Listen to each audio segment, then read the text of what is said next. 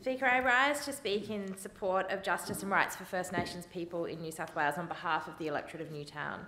Earlier this week, I acknowledged the International Day of the world's Indigenous peoples and noted that Indigenous peoples' rights to culture, traditional lands and resources have been violated due to invasion, colonisation and systemic racism. I affirmed that sovereignty was never ceded and that New South Wales was and always will be Aboriginal land, and I called on and continue to call on this Parliament to enshrine the United Nations Declaration on Rights of Indigenous People into domestic law and our federal and other state parliaments. In 2009, Australia endorsed the UN Declaration of the Rights of Indigenous Peoples and committed to implement the minimum standards for survival, dignity and well-being of First Nations people and to expand on the existing human rights and freedoms as they apply to Indigenous people worldwide and to First Nations people here. This has not happened, to our shame. 13 years on, and successive Australian governments have failed to implement UN declaration laws into policy or practice at all levels of government. Only this morning, we saw reports from Water Services Association Australia that almost 600,000 people don't have reliable access to safe or good quality water, and 40% of these communities impacted are remote Aboriginal communities. The Greens want to see immediate action on this and immediate actions to undo the ongoing impacts of more than 230 years of colonisation.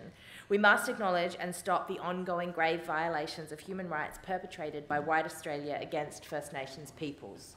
We want to see an end to the incarceration of Aboriginal young people and an end to the over-imprisonment, over-policing and harassment of Aboriginal communities. Between 2020 and 2021 in New South Wales, the number of Aboriginal and Torres Strait Islander people imprisoned increased by 8% to over 3,500.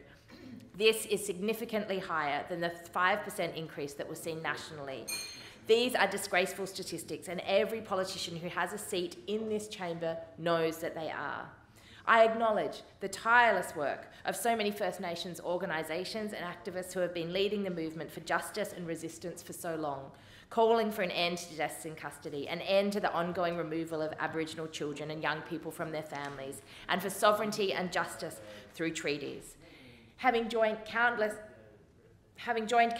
rallies and vigils, from the Black Lives Matter rallies to small trauma-filled speak-outs on the streets outside of this chamber, it is clear that the cry for justice, the demands for change, and the need for serious truth-telling and action is so long overdue. I acknowledge the unwavering work of my federal Greens colleagues and particularly want to shout out to the First Nations senators for the Greens, Lydia Thorpe and Dorinda Cox, for their leadership. I back in the calls by the Australian Greens and Lydia Thorpe and Adam Bant for a meaningful process towards truth and treaty with First Nations people, the passage of the United Nations Declaration on the Rights of Indigenous Peoples, and for every recommendation of the Royal Commission into Deaths in Custody and the Bringing Them Home report to be implemented. As Senator Thorpe recently stated, we do not require a voice to Parliament to tell us that 10-year-olds do not belong in prison, or that First Nations children should be in their communities. This nation is better at keeping First Nations children in jail than in school, and Aboriginal young people are 10 times more likely to be taken from their families. This must stop.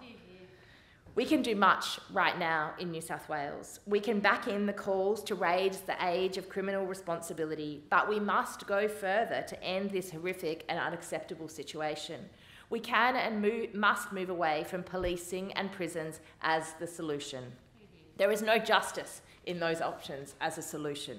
We can put an end to the unacceptably high rate of incarcerations by ending juvenile detention and abolishing child prisons. What if we stopped locking people up, especially women, when what they actually needed was support to deal with the trauma, disadvantage, drug and alcohol addictions and mental health crises they were facing, and instead we take them away from their families and from their children?